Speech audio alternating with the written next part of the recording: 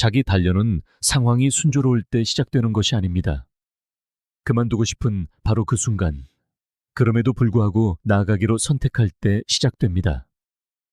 아무도 보지 않는 어둠 속에서 조용히 내리는 결정, 내면의 모든 것이 안락함을 원할 때 더 깊은 무언가가 아니, 아직은 아니야 라고 말하는 그 순간에 시작됩니다. 그것을 의지라 부르든 목적이라 부르든 영혼이라 부르든 바로 그 무언가가 인생을 표류하는 사람과 인생을 만들어가는 사람을 구분짓습니다. 스토아 학파는 이 사실을 잘 알았습니다. 그들은 세상을 통제하려 하지 않았습니다. 그들은 유일하게 중요한 왕국, 바로 내면의 왕국을 다스리는 법을 터득했습니다. 자기 단련은 벌이 아닙니다. 그것은 정신적으로, 감정적으로, 영적으로 흔들리지 않는 존재가 되는 연습입니다. 혼돈을 피해서가 아니라 더 이상 혼돈에 굴복하지 않기 때문입니다. 그리고 정신을 산만하게 하는 것들에 보상을 주는 세상에서 중심을 지키는 능력은 그 자체로 강력한 힘입니다. 만약 당신이 충동을 넘어선 존재가 되고 압박이 아닌 원칙에 따라 살고자 하는 길 위에 있다면 당신 안의 고삐를 쥘 준비가 된 부분을 위해 이 이야기에 귀 기울여 보십시오. 첫째, 내면의 통제 법칙입니다. 매일 아침 발이 바닥에 닿기도 전에 전쟁이 시작됩니다. 알람이 울리고 당신의 마음이 사탕처럼 달콤한 변명들을 던져주는 그 고요한 순간을 당신도 느낄 겁니다. 잠을 충분히 못 잤어. 5분만 더. 내일부터 시작하자. 그리고 그렇게 자신도 모르는 사이에 하루의 첫 결정이 그날의 기분에 의해 내려집니다. 내면의 통제 법칙은 바로 그 순환을 깨는 것입니다. 일시적인 감정에 삶을 다 내어주던 그 조용한 순간들을 되찾는 것입니다. 스토아학파 철학자들은 슈퍼히어로가 아니었습니다. 그들도 당신처럼 피곤하고 벅차고 유혹에 시달리는 인간이었습니다. 하지만 그들은 한 가지를 깊이 이해했습니다. 당신이 느끼는 것과 당신이 선택하는 것 사이의 간극에 당신의 자유가 존재한다는 것을 말입니다. 그 아주 작은 공간이 전부입니다. 그곳에서 인격이 형성되고 습관이 만들어지며 힘이 태어납니다. 완벽한 아침을 기다린다고 해서 단련되는 것이 아닙니다. 일어나고 싶지 않을 때 일어남으로써 당신의 감정보다 미래를 우선하는 작은 결정을 내림으로써 단련되는 것입니다. 그리고 그 작은 결정들이 쌓여갑니다. 당신은 단순히 이를 닦거나 스트레칭을 하거나 스누즈 버튼을 누르지 않는 것이 아닙니다. 당신은 훈련하고 있는 것입니다. 당신은 더 이상 자신의 행동이 기분에 좌우되지 않는 사람이 되어가고 있습니다. 당신이 먼저 그날의 분위기를 정하지 않으면 악몽이나 스트레스 가득한 이메일 혹은 지워지지 않는 기억 같은 다른 무언가가 당신의 하루를 지배할 것이기 때문입니다. 하지만 당신이 내면으로부터 하루를 이끌 때 모든 것이 바뀝니다. 문제에 휩쓸리지 않고 그 사이를 헤쳐나갑니다. 화가 날 때도 명료하게 말합니다. 혼돈 속으로 걸어 들어갈 때도 사람들을 흔들리게 하는 평온함을 유지합니다. 칼 융은 말했습니다. 무의식을 의식화하지 않으면 무의식이 당신의 삶을 지배하게 될 것이고 당신은 그것을 운명이라 부를 것이다. 감정이 운전대를 잡게 내버려둘 때 바로 이런 일이 일어납니다. 당신은 반응을 운명으로 착각합니다. 인생이 당신에게 일어나는 일이라고 생각하지만 사실은 당신이 아직 고삐를 잡지 않았을 뿐입니다. 하지만 당신은 할 수 있습니다. 회피 대신 행동을, 공황 대신 호흡을, 분노 대신 침묵을 선택할 때마다 당신은 내면의 프로그램을 다시 쓰고 있는 것입니다. 당신은 다시 저자가 되어가고 있습니다. 완벽할 필요는 없습니다. 그저 알아차리기만 하면 됩니다. 자기 극복은 감정을 억누르는 데서 오는 것이 아니기 때문입니다. 그것은 감정을 연구하고 솟아오르는 것을 지켜보고 이름을 붙이고 초대받지 않았지만 더 이상 방을 통제하지는 못하는 오랜 친구처럼 이해하는 데서 옵니다. 진정한 힘은 요란하지 않습니다. 강인해 보이는 것과는 다릅니다. 모든 것이 흔들릴 때에도 움찔하지 않는 사람이 되는 것입니다. 당신은 다른 사람을 지배함으로써 이끄는 것이 아니라 자기 자신에게 지배당하기를 거부함으로써 이끕니다. 그것이 내면의 통제력을 갖고 산다는 것의 의미입니다. 불안, 슬픔, 산만함, 피로를 결코 느끼지 않는 것이 아닙니다. 그런 감정들이 당신의 행동을 결정하게 두지 않는 것입니다. 당신은 여전히 할 일을 하고 약속을 지킵니다. 그것이 바로 힘입니다. 조용하고 꾸준하며 노력으로 얻어진 힘입니다. 그러니 다음 파도가 닥쳐올 때, 그리고 반드시 올 텐데, 내가 왜 이렇게 느끼지? 라고 묻지 마십시오. 대신 이렇게 물으십시오. 그럼에도 불구하고 나는 무엇을 할 수 있는가? 마법은 바로 거기에 있습니다. 세상이 시끄러워질 때 사람들이 당신을 찾는 이유도 바로 그것입니다. 당신은 침묵 속에서 훈련했기 때문입니다. 당신은 자제력을 연습했습니다. 당신을 끄는 것과 당신을 나아가게 하는 것 사이의 경계를 지키는 법을 배웠습니다. 그리고 그 연습이 당신의 강점이 됩니다. 다른 사람들이 기분에 빠져 회복하는데 몇 시간 혹은 며칠을 허비하는 동안 당신은 단 몇 초 만에 회복합니다.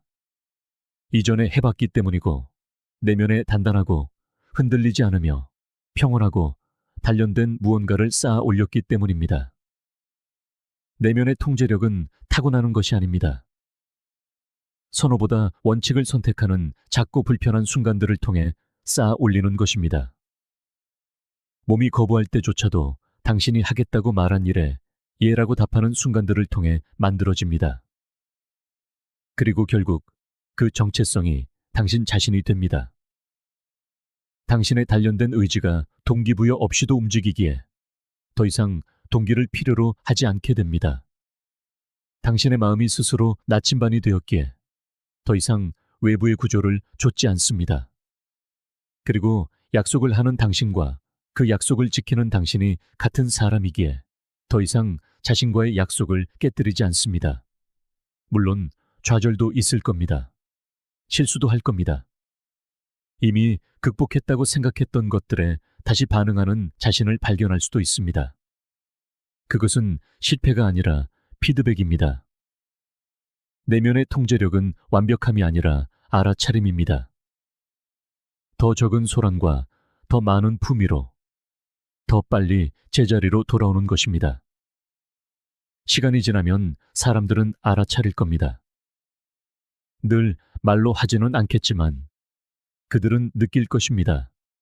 당신이 쉽게 흔들리지 않는 사람이라는 것을, 당신이 꾸준하다는 것을 행동하기 전에 생각한다는 것을 말입니다.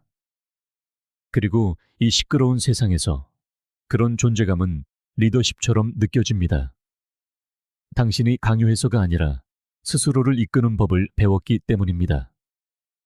내일 아침 당신의 마음이 미루어야 할 이유들을 속삭일 때 잠시 멈추고 숨을 쉬고 행동하십시오. 그것이 그날의 첫 번째 승리가 되고 당신이 되어가는 사람을 위한 첫 번째 투표가 되게 하십시오. 세상은 유행을 좇는 더 많은 사람을 필요로 하지 않습니다. 조용한 통제력을 쌓아가는 더 많은 사람을 필요로 합니다. 거기서부터 시작하십시오. 지금 바로 시작하십시오. 당신의 기분을 다스리기를 오래 기다릴수록 당신의 삶을 소유하기를 더 오래 기다리게 될 뿐입니다.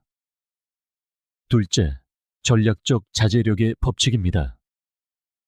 우리는 즉각적인 반응을 숭배하는 세상에 살고 있습니다. 지금 바로 반응하고 즉시 답장하고 생각하기도 전에 개시하십시오. 목소리가 클수록 더 많은 사람이 주목하는 것처럼 보입니다. 하지만 대부분의 사람들이 놓치는 것이 있습니다.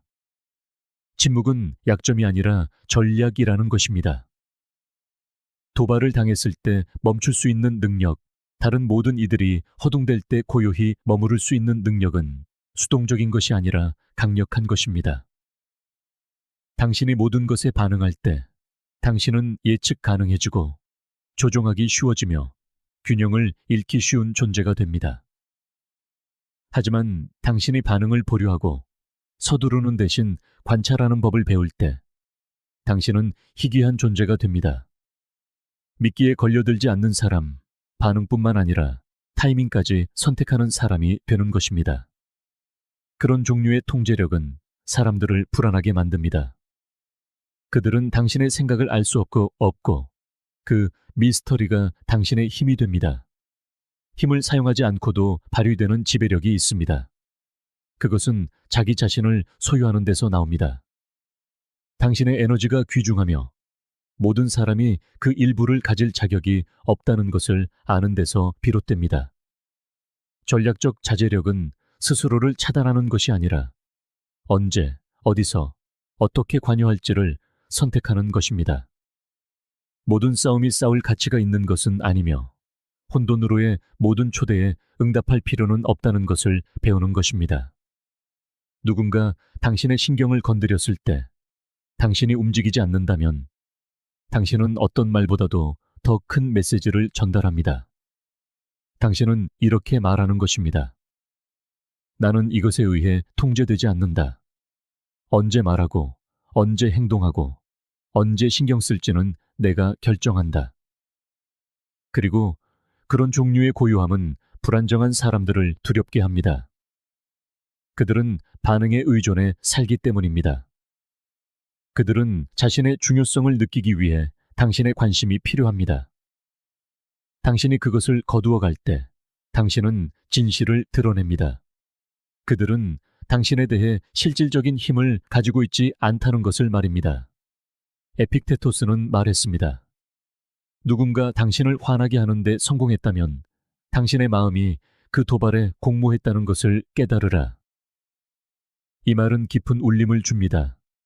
아무도 우리를 반응하게 만들지 않는다는 것을, 우리가 깨닫든 깨닫지 못하든 그것을 선택한다는 것을 상기시켜주기 때문입니다.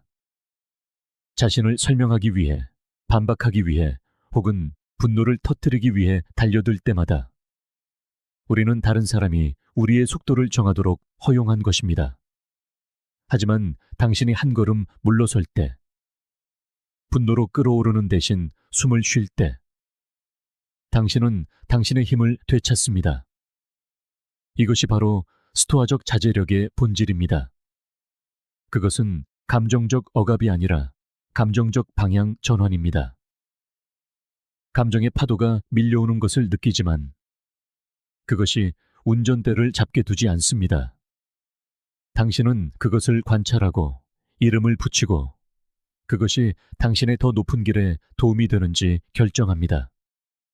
그렇지 않다면 해안에 결코 닿지 못하는 파도처럼 지나가게 둡니다. 자제력을 연습하기 시작하면 무언가를 깨닫게 될 것입니다. 소음이 잦아들고 드라마가 줄어듭니다. 당신은 사소한 일에 더 이상 끌려다니지 않습니다. 이미 마음을 정한 사람들에게 자신을 설명할 필요가 없어집니다. 애초에 진실에 관한 것이 아니었던 대화에서 당신의 가치를 증명하려 애쓰지 않습니다. 그 침묵이 당신의 필터가 됩니다. 그것은 당신의 평화를 지키고 에너지를 보호하며 명료함을 지켜줍니다.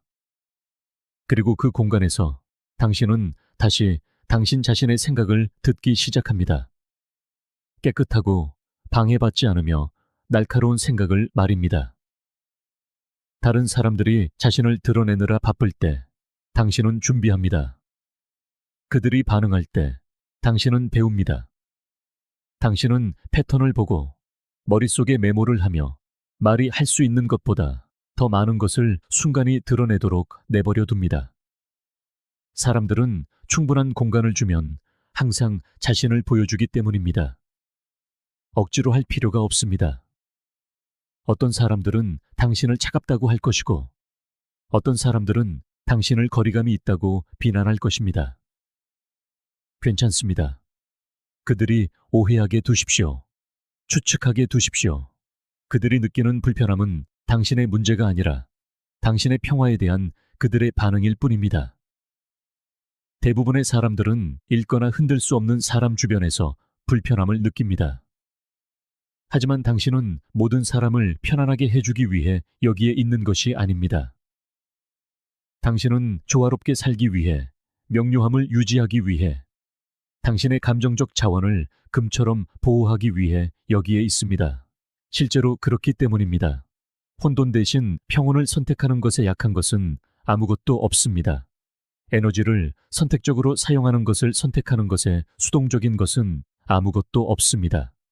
그렇게 해야 오래 갑니다. 속도뿐만 아니라 깊이를 얻는 방법입니다.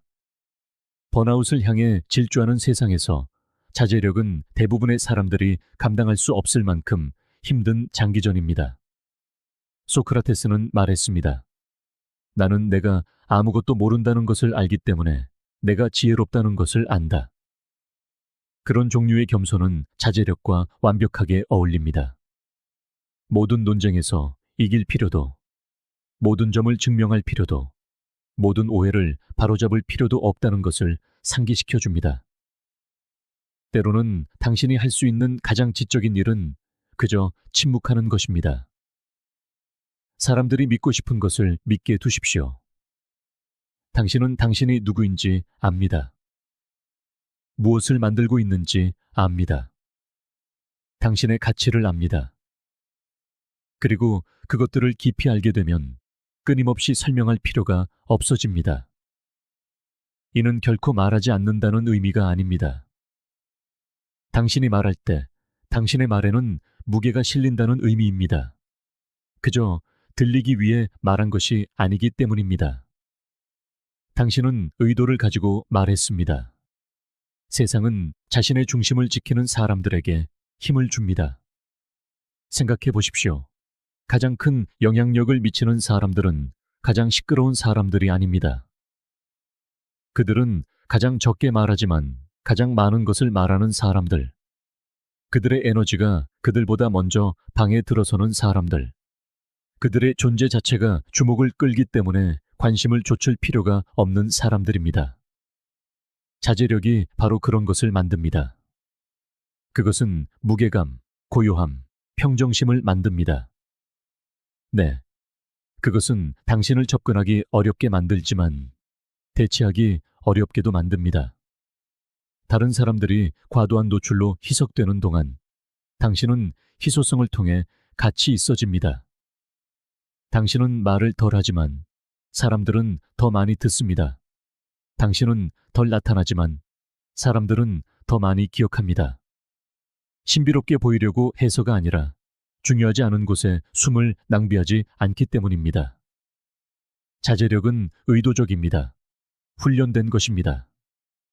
수년간 자신의 패턴을 관찰하고 그것을 중단하는 법을 배우면서 옳은 것보다 평화가 더 중요하고 통제보다 명료함이 더 중요하며 산만함보다 방향이 더 중요하다는 것을 계속해서 결정하면서 만들어집니다. 그리고 일단 그것을 배우면 다시는 돌아갈 수 없습니다. 다른 사람의 감정을 고치거나 설명하거나 관리하려 애쓰며 얼마나 많은 시간을 낭비했는지 깨닫게 되고 무관심해서가 아니라 조화를 위해 그것을 놓아줍니다. 당신은 통제할 수 있는 것에 집중하고 나머지는 흘려보냅니다.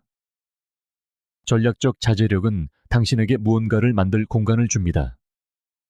세상이 혼란스러울 때 당신을 집중하게 해주는 조용한 방패입니다. 그것은 자극을 도구로 바꾸는 기술입니다. 폭발하는 대신 당신은 평가합니다.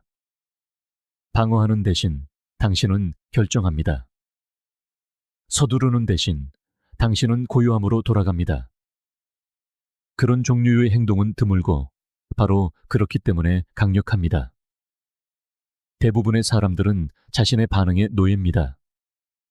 당신은 아닙니다. 당신은 훈련했고 기다렸으며 충동이 아닌 비전으로부터 응답하는 법을 배웠습니다. 그리고 그 공간에서 당신은 단지 소음을 견디는 것이 아니라 그 위로 솟아오릅니다. 당신은 다른 사람들에게 기준점이 됩니다. 그들보다 더 크게 소리쳤기 때문이 아니라 그럴 필요가 없었기 때문입니다. 다음번에 끼어들고 싶고 받아치고 싶고 당신을 성장시키지 않는 일에 에너지를 쏟고 싶은 충동을 느낄 때 잠시 멈추십시오.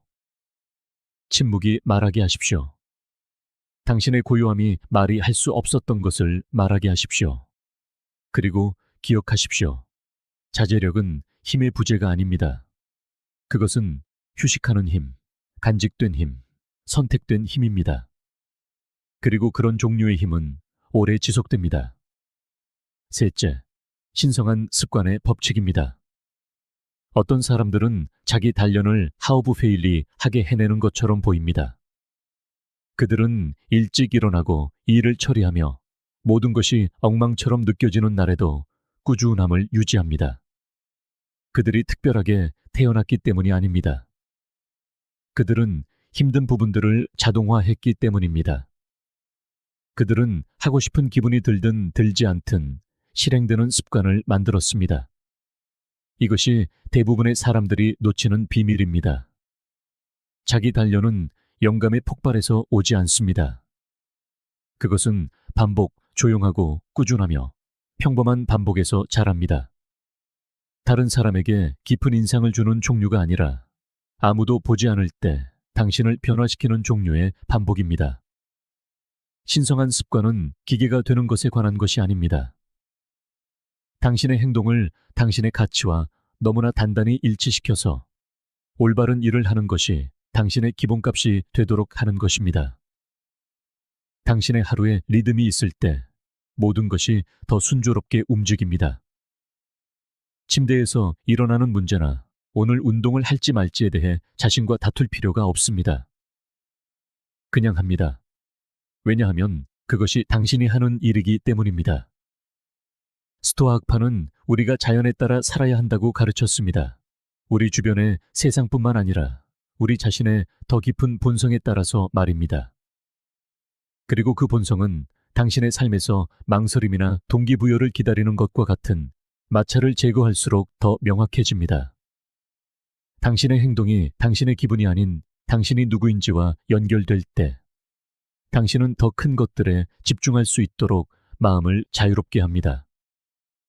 삶은 끊임없는 노력보다는 조용한 추진력에 더 가까워집니다. 하룻밤 사이에 당신의 삶을 완전히 바꿀 필요는 없습니다.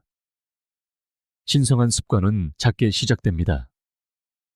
하나의 아침 습관, 하나의 저녁 마무리, 매일 당신의 집중력을 보호하는 시간 한 블록. 어쩌면 10분의 침묵일 수도 있고 산책일 수도 있습니다. 아니면 단순히 내일 성취하고 싶은 것을 적는 것일 수도 있습니다. 중요한 것은 꾸준함입니다. 왜냐하면 모든 반복된 행동은 당신의 미래를 위한 투표이기 때문입니다. 당신은 말 그대로 반복을 통해 당신의 정체성을 조각하고 있는 것입니다. 그리고 일단 당신의 습관이 당신의 목적과 일치하면 자기 단련은 더 이상 강제처럼 느껴지지 않습니다.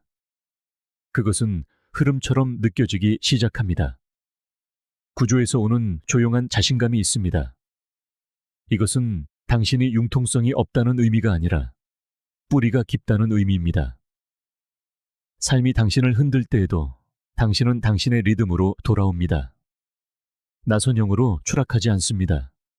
길을 잃지 않습니다. 그냥 재설정합니다. 그것이 습관의 아름다움입니다. 그것은 생명선입니다.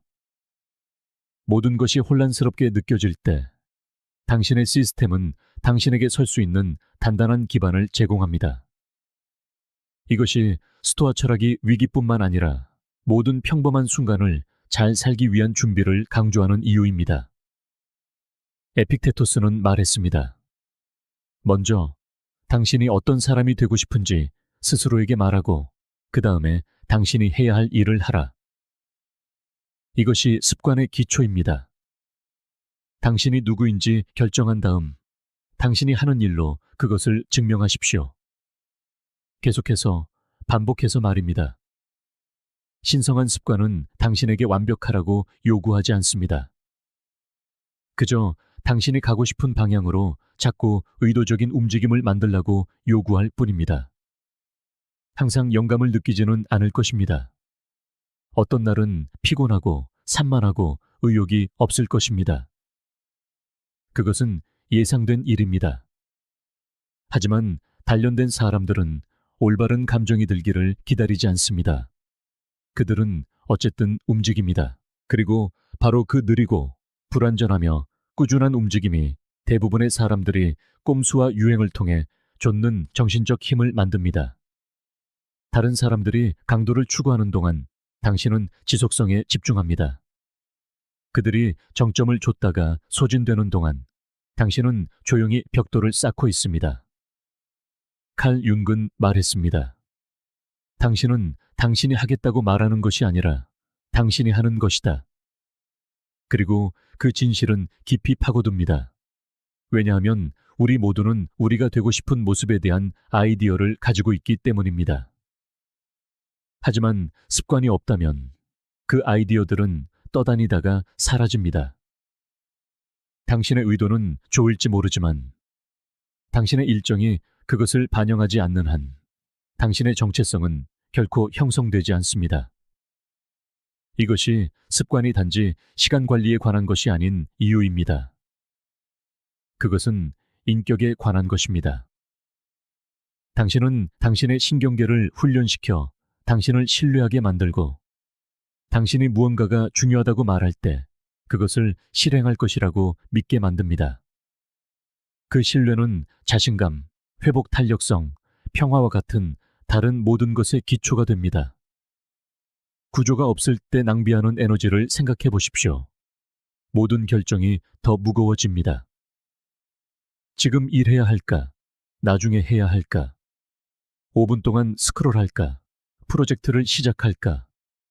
이번 한 번만 체육관을 건너뛸까? 습관이 없으면 당신은 끊임없이 자신과 협상하고 있으며 그 협상은 의지력을 소모합니다. 하지만 구조가 설정되면 당신은 그 에너지를 보존합니다. 내면의 줄다리기 없이 행동합니다. 그 자유는 제한적인 것이 아니라 해방적인 것입니다. 당신은 덧없는 동기부여에 의존하는 것을 멈추고 당신의 시스템에 의존하기 시작합니다. 반복에는 신성한 무언가가 있습니다. 새롭거나 흥미진진해서가 아니라 그것이 당신을 현실에 발붙이게 하기 때문에 오늘을 내일과 연결하기 때문에 당신이 되어가는 모습을 상기시켜주기 때문에 하는 것입니다.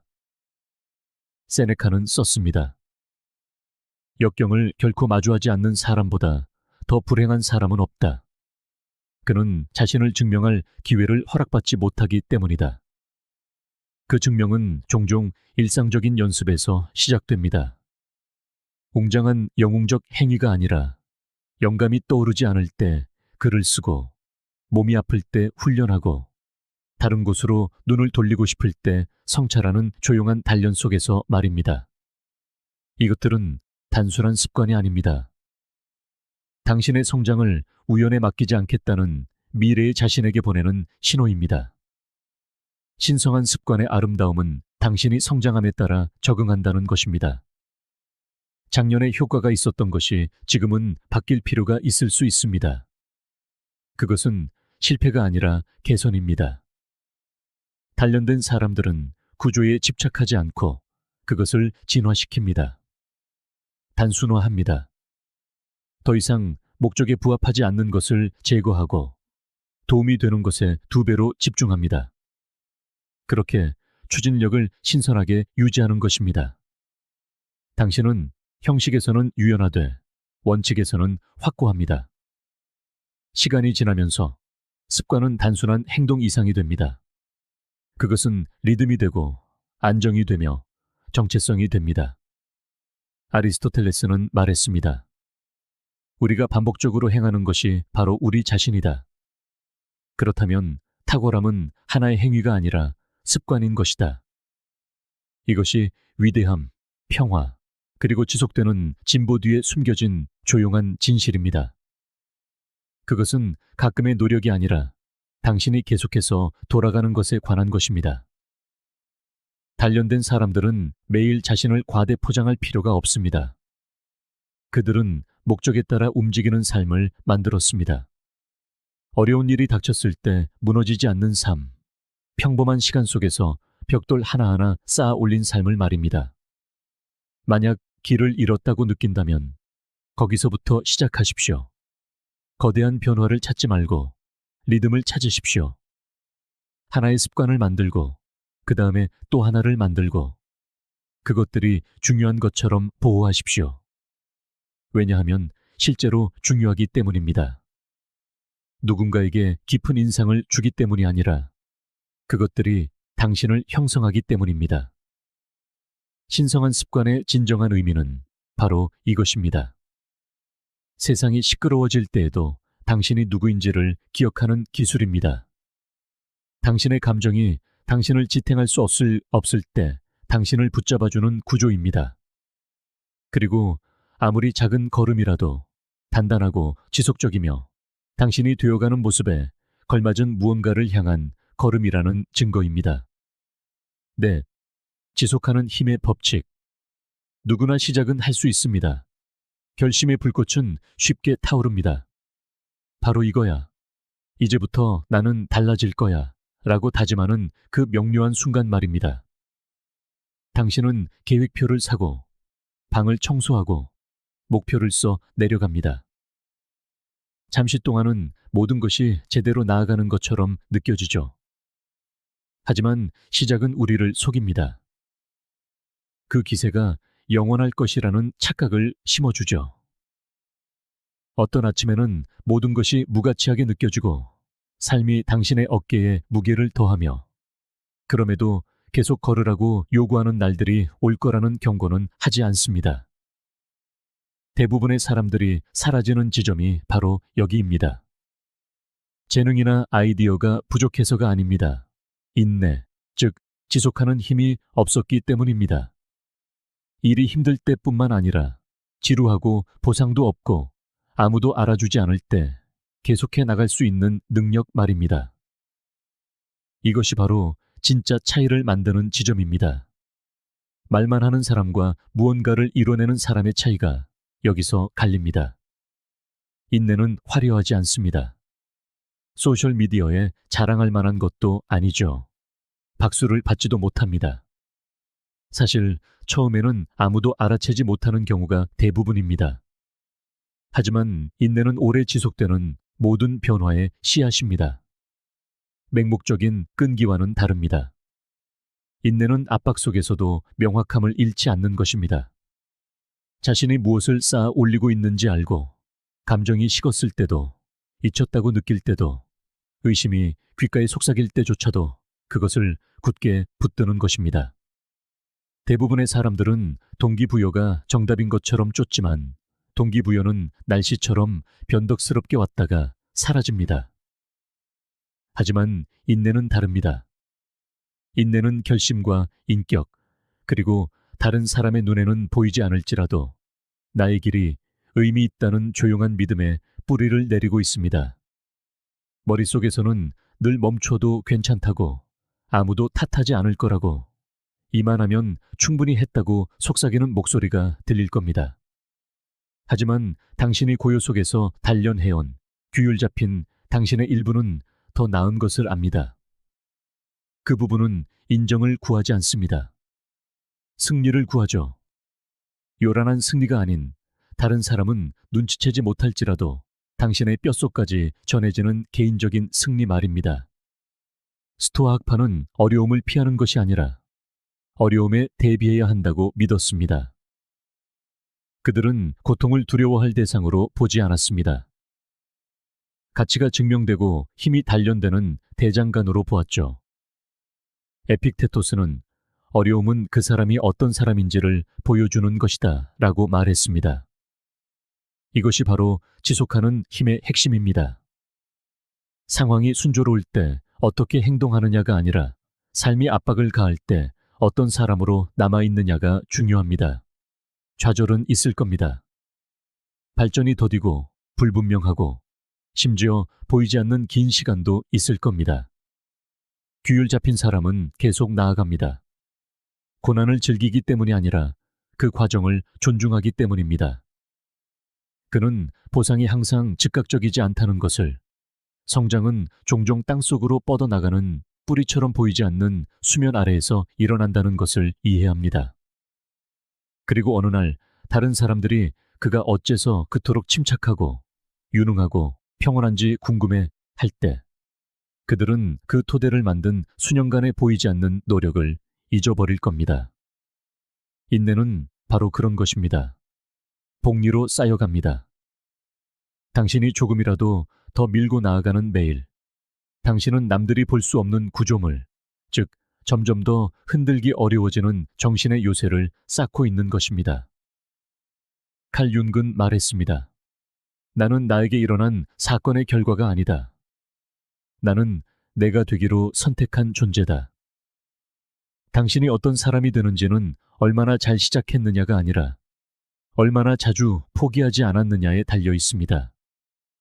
넘어진 후에 얼마나 자주 일어섰는지, 공황 상태 대신 얼마나 자주 인내를 선택했는지에 달려 있죠.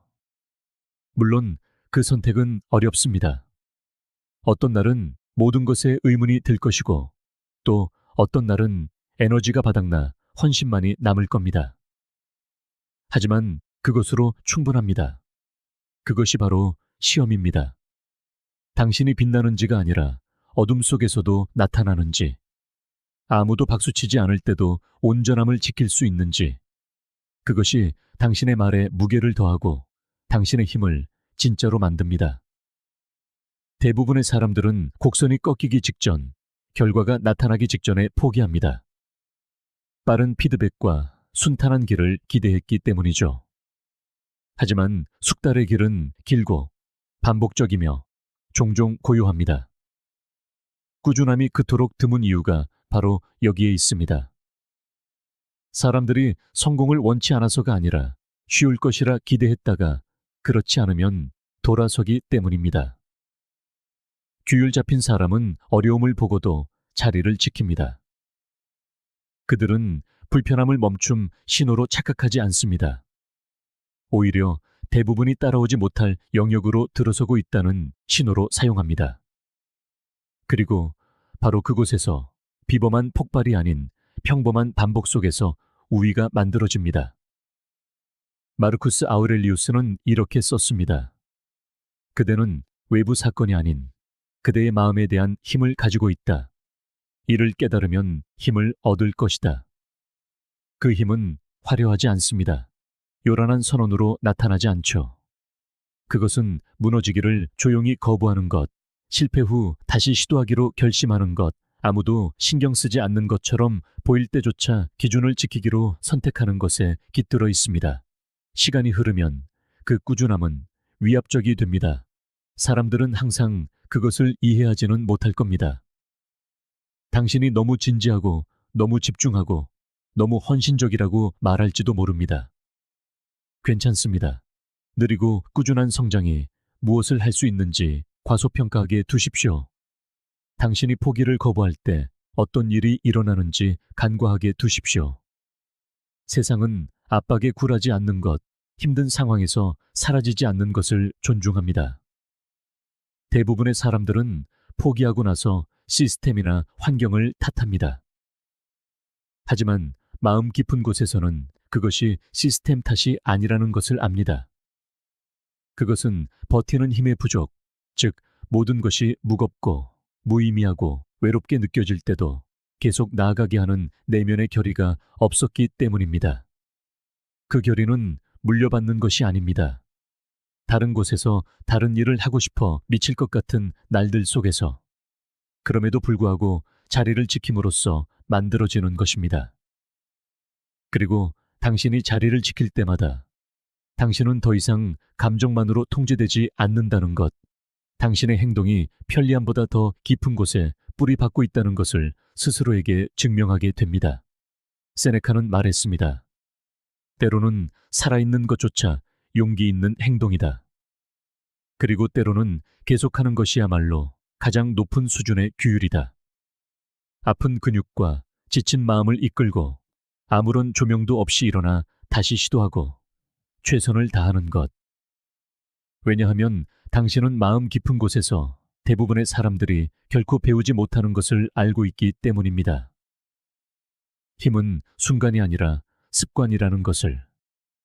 그리고 그 습관은 저항과 피로, 실패를 통해 만들어진다는 것을. 그 모든 순간들은 당신을 벌하는 것이 아니라 당신을 빚어내고 있습니다. 당신이 지속하는 법을 배우도록 가르치고 있습니다. 그리고 폭풍이 올 때, 그리고 반드시 올 텐데, 당신은 평온한 척할 필요가 없을 겁니다. 그것은 당신이 스스로 얻어낸 것이기 때문입니다. 지속하는 힘은 요란하지 않습니다. 그럴 필요도 없죠. 증명해야 할 무언가가 아니라 지니고 다니는 무언가입니다. 다른 사람들이 압박 속에서 무너져 내릴 때 당신은 굳건히 자리를 지킬 것입니다. 두려움이 없어서가 아니라 두려움 속을 충분히 걸어보았기에 더 이상 그것에 이끌리지 않기 때문입니다. 당신은 혼돈 속에서도 살아남는 리듬을, 도전을 예상하는 사고방식을, 준비될 때까지 기다리지 않는 규율을 만들어냈습니다. 그저 움직일 뿐입니다. 그 느리고 꾸준하며 의도적인 움직임. 그것이 바로 사라지는 사람과 기억되는 사람을 가르는 것입니다. 가장 목소리가 컸기 때문이 아니라 모든 소음이 잦아들었을 때 여전히 그 자리에 서 있었기 때문입니다. 5. 충동을 제어하는 힘의 법칙. 너무나 짧아서 대부분의 사람들이 알아채지 못하지만 당신 삶의 모든 것이 결정되는 순간이 있습니다. 바로 충동과 그에 대한 당신의 행동 사이 그 아주 작은 공간입니다. 눈에 보이지 않지만 그 안에 당신의 미래가 담겨 있습니다. 충동을 제어하는 힘의 법칙은 여기서 시작됩니다. 한 번의 빠른 스와이프로 45분을 잃어버리고 한 번의 비꼬는 대꾸로 관계에 금이 가기 시작하며 한 번의 야식 충동으로 싸우던 습관이 무너집니다. 문제는 당신이 무언가를 느낀다는 것이 아닙니다. 그 감정들이 여과 없이 결정권을 행사하도록 내버려 둔다는 것이죠. 충동을 제어한다는 것은 감정을 죽이는 것이 아닙니다. 불꽃과 화염 사이의 공간을 늘려 반사를 결심으로 바꾸는 것입니다. 아주 조금이라도 이것을 할 수 있게 되면 당신이 얼마나 많은 힘을 내어주고 있었는지 깨닫기 시작할 겁니다. 충동은 당신이 빨리 움직이기를 원합니다. 클릭하고 먹고 반응하고 소리치고 도망치기를 원하죠. 이번 한 번만이라고 속삭이며 쉬운 길을 약속합니다. 하지만 명확성은 거의 제공하지 않죠. 순간적으로 긴급하게 느껴졌던 것이 돌이켜보면 어리석어 보이는 경우가 대부분입니다. 그러니 그 갑작스러운 이끌림에 순응하는 대신 잠시 멈추십시오. 그냥 멈추세요. 숨을 한번 고르고 스스로에게 물어보세요. 이 반응은 정말 나의 것인가? 아니면 너무 오랫동안 반복해서 자동적으로 느껴지는 것인가? 판단할 필요는 없습니다. 그저 바라보기만 하면 됩니다. 충동을 관찰하는 순간 당신은 그것의 지배에서 벗어납니다. 그리고 그 틈이 아무리 작을지라도 당신은 다시 운전석에 앉게 됩니다. 끌려다니는 것을 멈추고 선택하기 시작하는 것입니다. 스토아 학파는 감정을 지우려 하지 않았습니다. 감정을 이해하려 했죠. 독재자가 아닌 손님처럼 감정과 함께 앉아 분노가 치밀어 오르는 것을 느끼되 그것이 운전대를 잡게 두지 않고 욕망을 감지하되 후회할 곳으로 자신을 이끌게 두지 않으려 했습니다. 당신은 감정에 사로잡히지 않고 감정을 붙드는 법을 배웁니다. 절제에는 품위가 있습니다. 반응할 수 있었지만 하지 않았다는 알, 불길을 보고도 기름을 붓지 않기로 선택했다는 알에서 오는 차분한 힘이 있습니다. 그것은 나약함이 아니라 지혜입니다. 대부분의 사람들은 자신이 한 번도 검토해 본 적 없는 패턴에 따라 행동할 뿐입니다. 스스로 선택하고 있다고 생각하지만 실제로는 오래된 상처, 무의식적인 습관, 주변의 소음 같은 프로그래밍에 반응하고 있을 뿐입니다. 당신이 속도를 늦추고 그 패턴들에 빛을 비출 때 선택지가 생겨납니다. 당신은 반응을 성찰로 대체하기 시작합니다. 질투를 느끼면서도 그것에 잠식당하지 않을 수 있고, 수치심을 느끼면서도 주저앉지 않을 수 있습니다. 유혹과 산만함, 좌절감을 느끼면서도 그것들이 날뛰게 두는 대신 손에 쥐고 물을 수 있습니다. 최고의 나라면 이것을 어떻게 다룰까? 당신은 로봇처럼 살기 위해 여기 있는 것이 아닙니다. 의도를 가지고 살기 위해 있죠. 그리고 그것은 에너지를 피하는 것이 아니라 올바른 방향으로 흐르게 하는 법을 배우는 것을 의미합니다. 분노는 추진력이 될 수 있고 두려움은 집중력이 될 수 있습니다. 심지어 유혹조차 정직하게 들여다보면 당신이 갈망하는 것이 아니라 진정으로 필요한 것이 무엇인지 드러내 줍니다. 하지만 그 변화는 저절로 일어나지 않습니다. 반복을 통해, 즉 분노를 터뜨리지 않기로 선택하고 도파민 함정에서 벗어나고 자신을 마비시키려는 충동에 저항하며 현실과 마주 앉는 작은 일상의 순간들을 통해 일어납니다. 당신의 힘은 표면이 아닌 바로 그 핵심에서 만들어집니다. 당신의 충동을 파도처럼 생각해 보십시오. 솟아올랐다가 부서지고 사라집니다. 파도가 솟아오를 때 반응하면 당신은 파도에 휩쓸리지만 단 30초만 기다리면 종종 그 힘이 약해지는 것을 발견할 겁니다. 당신은 정신을 되찾고 당신의 가치를 기억하며 강박이 아닌 명료함으로 선택하게 됩니다. 충동 제어의 많은 부분이 간단한 마음 다잡기, 의식에 관한 이유가 바로 이것입니다. 충동이 밀려올 때 숨을 쉬고 밖으로 나가고 행동으로 옮기는 대신 느끼는 감정을 적어보세요. 이것은 속임수가 아니라 도구입니다. 당신에게 거리를 주고 힘을 줍니다. 그리고 시간이 지나면서 당신의 신경계가 혼돈 대신 평온으로 반응하도록 재훈련하는 데 도움을 줍니다. 아리스토텔레스는 말했습니다. 우리가 할 수 있는 힘에 있는 것은 하지 않을 수 있는 힘에도 있다. 당신은 모든 자극에 에너지를 쏟을 의무가 없습니다. 모든 논쟁을 끝낼 필요도, 모든 갈망을 만족시킬 필요도 없죠. 그것은 억압이 아니라 방향 전환입니다. 이끌리는 것과 끌려가는 것의 차이입니다. 그리고 일단 그 차이를 한 번이라도 느끼면 이전으로 돌아가기 어렵습니다.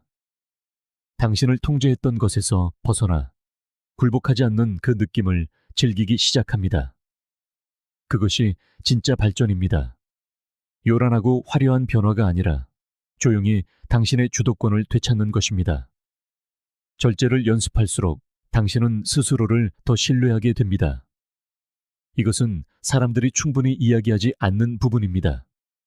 대부분의 사람들이 자신감 문제로 힘들어하는 이유는 마음 깊은 곳에서 스스로를 너무 많이 배신했다는 것을 알기 때문입니다.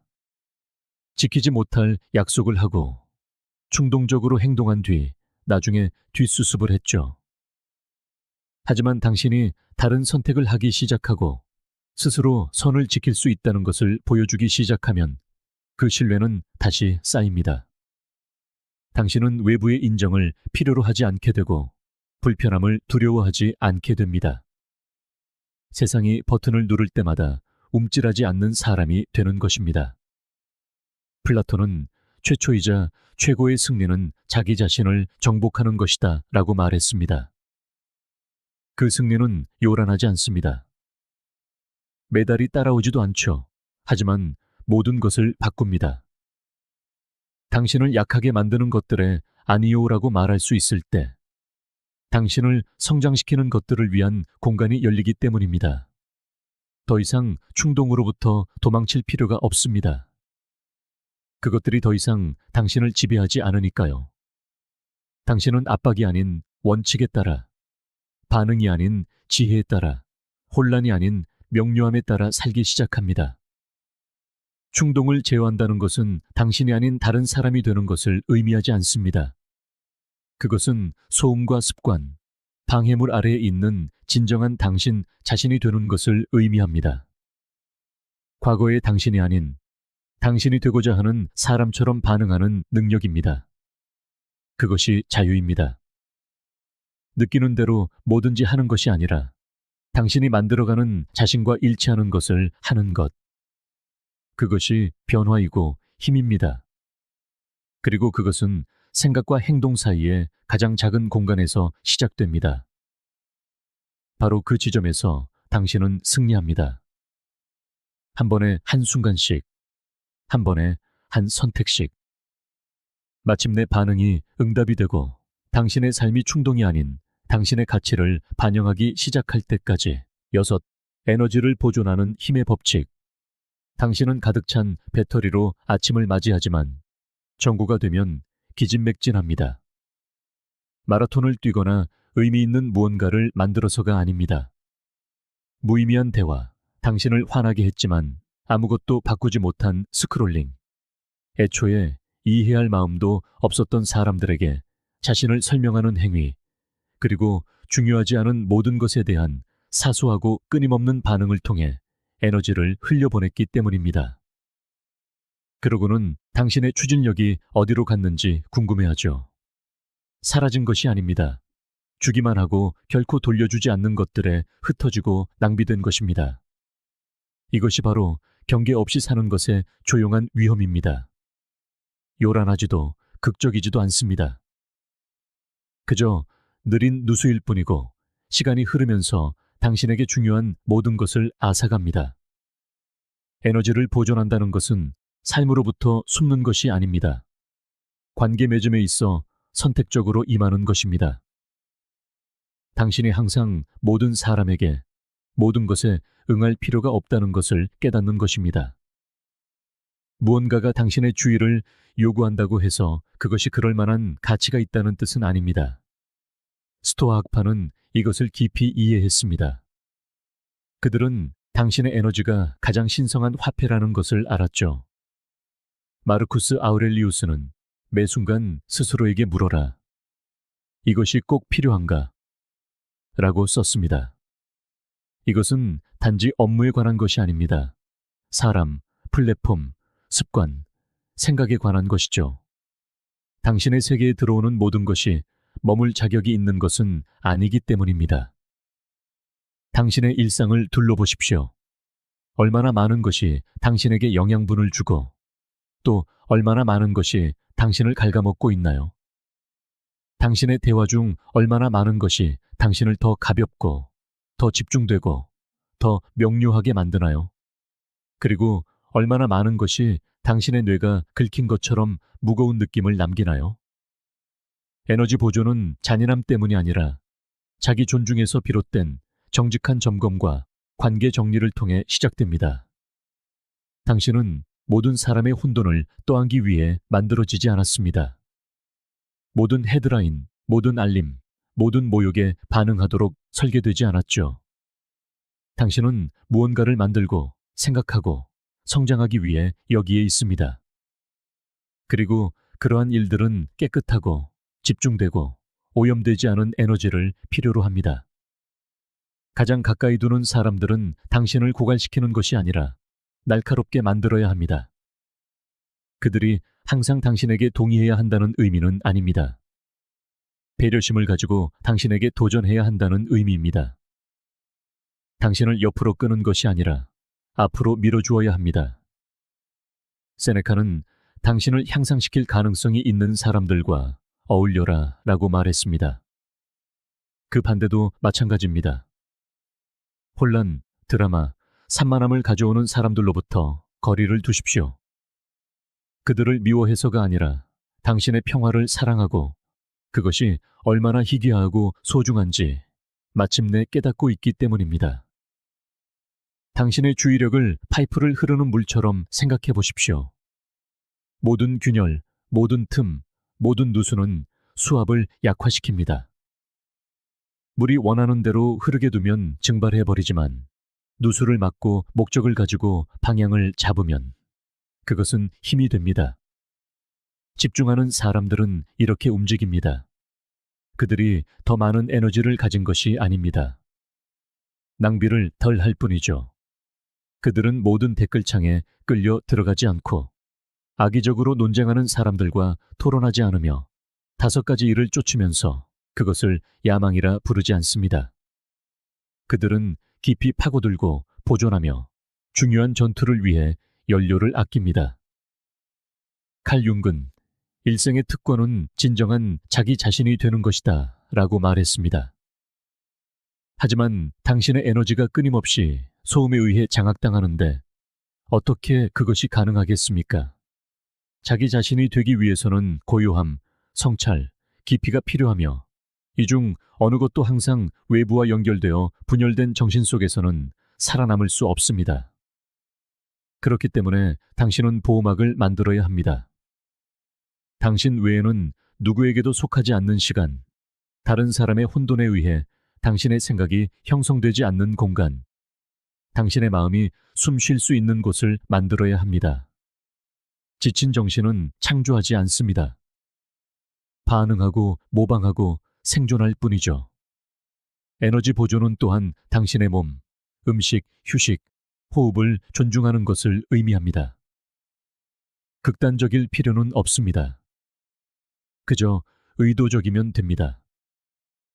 마음이 흐릿할 때 물을 마시고 벽이 압박해올 때 밖으로 나가고 생각이 독해지기 전에 몸을 움직이세요. 가장 작은 행동이 종종 가장 큰 변화를 만듭니다. 당신의 신체적 습관이 정신 상태의 기초라는 것을 깨닫고 나면 당신은 그것들을 선택적인 자빌처럼 취급하는 것을 멈출 것입니다. 그것들을 기둥으로 보기 시작할 겁니다. 고갈된 몸은 항상 흩어진 마음을 동반하기 때문입니다. 더 많이 할 필요가 없습니다. 더 의미 있게, 더 적게 해야 합니다. 하루에 얼마나 많은 것을 해냈는지로 하루를 측정하는 것을 멈추세요. 당신이 한 일 중 실제로 얼마나 많은 것이 중요했는지로 측정하기 시작하세요. 집중된 1시간은 산만한 6시간을 이깁니다. 의미 있는 대화 1번은 기운 빠지는 5번의 대화보다 낫습니다. 온전한 현종함으로 내린 결정 하나는 10번의 성급한 추측보다 낫습니다. 당신은 시간이 부족한 것이 아니라 주의력이 고갈되고 있습니다. 바뀌어야 할 것은 바로 그것입니다. 아리스토텔레스는 정신의 에너지가 바로 삶의 본질이다 라고 말했습니다. 만약 그것이 사실이라면 당신이 인식 없이 에너지를 쓸 때마다 당신은 자신의 본질을 깎아내고 있는 것입니다. 무엇을 위해서요?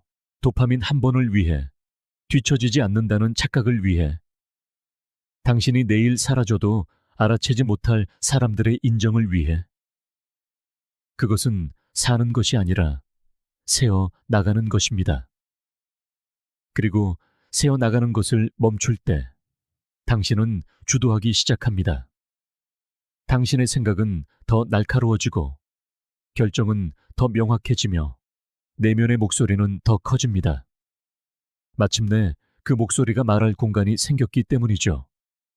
당신이 더 자주 아니오라고 말하기 시작할 때, 침묵이 불편함이 아닌 기본값이 될 때, 단지 긴급하게 느껴진다는 이유로 일에 뛰어들지 않을 때, 그리고 사람들이 당신이 어째서 그렇게 침착하고 집중되고 명료한지 궁금해하기 시작할 때, 당신은 에너지를 보존하고 있다는 것을 알게 될 겁니다. 그들은 그것이 재능이나 운이라고 생각하겠지만 그렇지 않습니다. 그것은 규율입니다. 참여보다 평화를 선택하고 소음보다 깊이를 선택하며 끊임없는 소진 대신 의도적인 연료를 선택하는 훈련입니다. 이것이 당신이 무관심하거나 단절된다는 의미는 아닙니다. 당신이 중요한 것에 중심을 잡고 당신을 성장시키는 것에 닻을 내린다는 의미입니다. 그리고 언제나 그랬듯 소음이 다시 커질 때 당신은 휩쓸리지 않을 것입니다. 무엇을 해야 할지, 무엇을 무시하고 무엇을 내려놓고 무엇을 보존해야 할지 알게 될 겁니다. 당신의 에너지는 무한하지 않지만 그 에너지가 어디로 흐를지 선택하는 당신의 능력, 그것이 바로 초능력이라는 것을 기억하기 때문입니다. 그리고 당신이 그것을 더 존중할수록 당신은 더 강력해집니다. 조용히, 온전히, 허락을 구하지 않고서. 7. 통제된 비전의 법칙. 비전 없는 절제는 어둠 속을 달리는 추진력에 불과합니다. 당신은 열심히 달리고 모든 항목을 체크하며 심지어 다른 사람들을 능가하고 있을지도 모릅니다. 하지만 왜 그것을 하고 있는지 모른다면 결국에는 무너질 것입니다. 한순간에 무너지진 않더라도 서서히, 소리 없이, 마치 기초가 없는 건물처럼 무너져 내릴 수 있습니다. 바로 이 점이 오늘 이야기할 법칙이 다른 것들과 다른 이유입니다. 이것은 노력에 관한 것이 아닙니다. 방향에 관한 것이죠.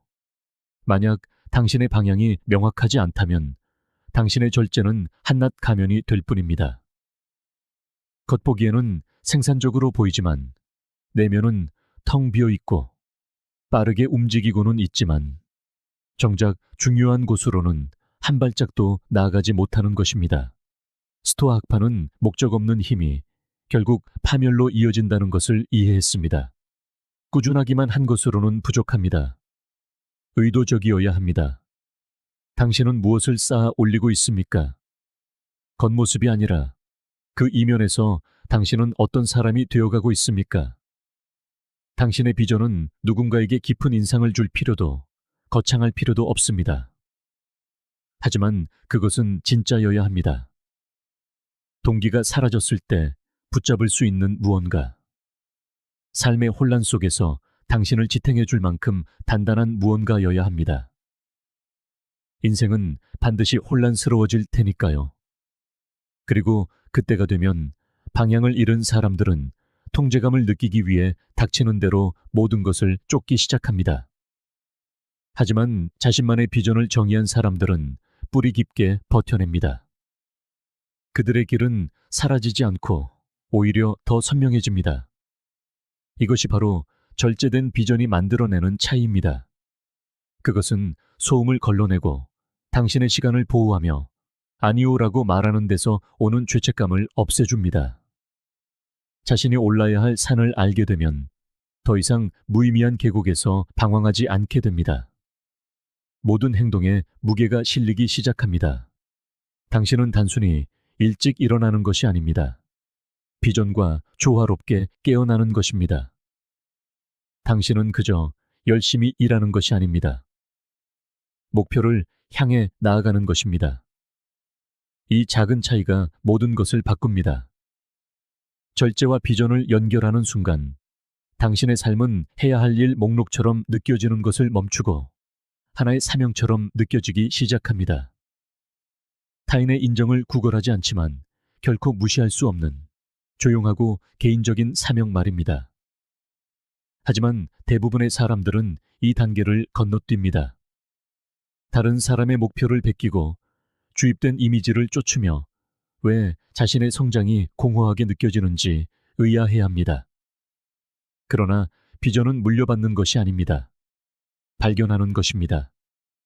소음 속이 아니라 고요함 속에서 화려한 하이라이트가 아닌 자기 자신과 마주 앉는 시간 속에서 말이죠. 칼 융은 이렇게 말했습니다. 당신의 비전은 당신의 마음을 들여다볼 때 비로소 명확해집니다.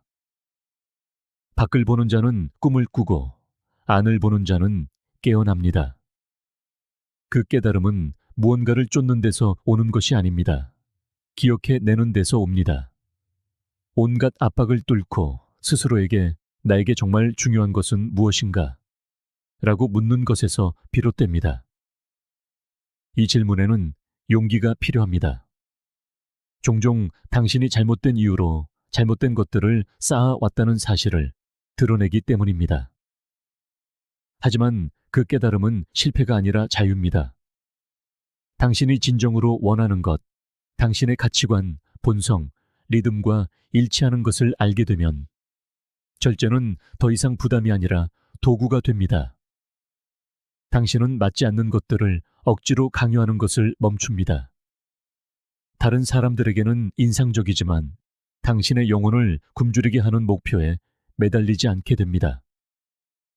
당신은 당신이 흉내내는 누군가가 아닌 진정한 당신 자신으로부터 비롯된 오래 지속될 무언가를 만들기 시작합니다.